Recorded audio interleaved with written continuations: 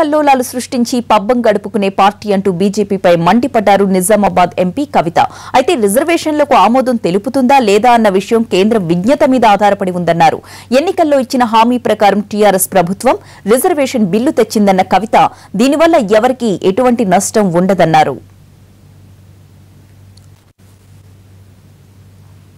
కల్లోలాలు సృష్టించి పబ్బం గడుపుకునే పార్టీ అంటూ బీజేపీపై మండిపడ్డారు నిజామాబాద్ ఎంపీ కవిత.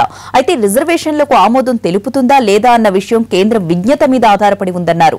ఎన్నికల్లో ఇచ్చిన హామీ ప్రకారం టీఆర్ఎస్ ప్రభుత్వం రిజర్వేషన్ బిల్లు తెచ్చిందన్న కవిత దీనివల్ల ఎవరికీ ఎటువంటి నష్టం ఉండదన్నారు.